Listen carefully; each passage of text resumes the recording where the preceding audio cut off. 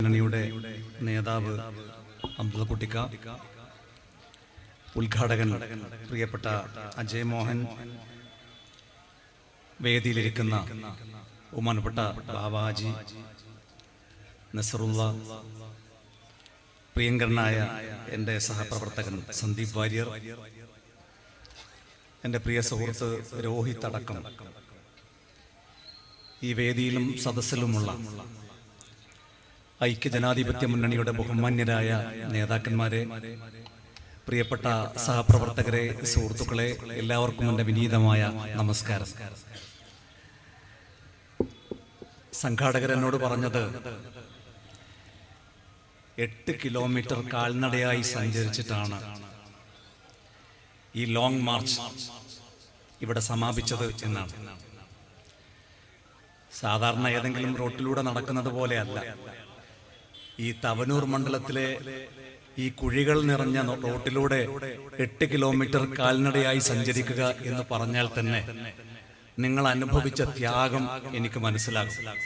ഈ ഉജ്ജ്വലമായ long March നടത്തിയ ഐക്യജനാധിപത്യ മുന്നണിയുടെ നേതാക്കളെയും പ്രവർത്തകരെയും ഞാൻ അഭിവാദ്യം ചെയ്യുകയാണ്, അഭിനന്ദിക്കുകയാണ്. ഞാൻ ദീർഘമായ ഒരു പ്രസംഗം നടത്തണം എന്ന് ആഗ്രഹിക്കുന്നില്ല. പ്രിയപ്പെട്ട സന്ദീപ് വാര്യർ ഇവിടെ വിശദമായി സംസാരിച്ചു. സന്ദീപ് വാര്യരെ കുറിച്ച് പറയുമ്പോൾ, കഴിഞ്ഞ ദിവസം സന്ദീപ് വാര്യരെ കുറിച്ച് ഈ നിയോജകമണ്ഡലത്തിന്റെ MLA അദ്ദേഹത്തിന്റെ പഴയ കാലങ്ങളെ കുറിച്ച് പറഞ്ഞിട്ടാണ് അദ്ദേഹത്തെ ആക്ഷേപിച്ചത്. അദ്ദേഹം സംഘപരിവാർ ആലയത്തിൽ നിൽക്കുമ്പോൾ പറഞ്ഞ കാര്യങ്ങളെ സംബന്ധിച്ചും പറയാത്ത കാര്യങ്ങളെ സംബന്ധിച്ചും സന്ദീപ് വാര്യരെ കുറിച്ച് ആക്ഷേപങ്ങൾ ഉന്നയിച്ചു. ഞാൻ ചോദിക്കുന്നത്, ശബരിമലയിലെ സ്ത്രീ പ്രവേശനവുമായി ബന്ധപ്പെട്ട് കേരളത്തിൽ ഇടതുപക്ഷ ജനാധിപത്യ മുന്നണി ഒരു വനിതാ മതിൽ നടത്തിയിരുന്നു.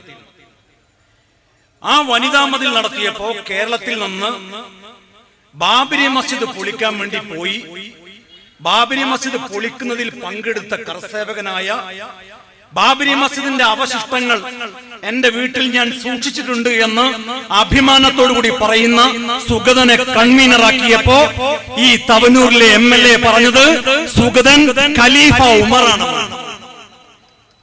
ഖലീഫ ഉമർ. ആ സുഗതൻ അന്നും സംഘപരിവാറാണ്, ആ സുഗതൻ ഇന്നും സംഘപരിവാറാണ്. എന്നാൽ വെറുപ്പിന്റെ കൂടാരത്തിൽ നിന്ന് സ്നേഹത്തിന്റെ കടയിലേക്ക് കടന്നു വന്നവനാണ് ഈ പ്രിയങ്കരനായ സന്ദീപ് വാര്യർ. സന്ദീപ് വാര്യരെ കുറിച്ച് CPM-ന്റെ സമുന്നതനായ നേതാവ് AK ബാലൻ പറഞ്ഞത് ക്രിസ്റ്റൽ ക്ലിയർ ആണെന്നാണ്.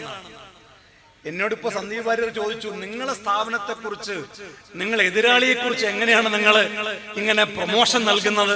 ഇത് എവിടുന്ന് കിട്ടി ഈ ആശയം? ഞാൻ പറയുന്നു, ഈ ആശയം ഞാൻ പഠിച്ചത് സന്ദീപ് വാര്യരിൽ നിന്നാണ്.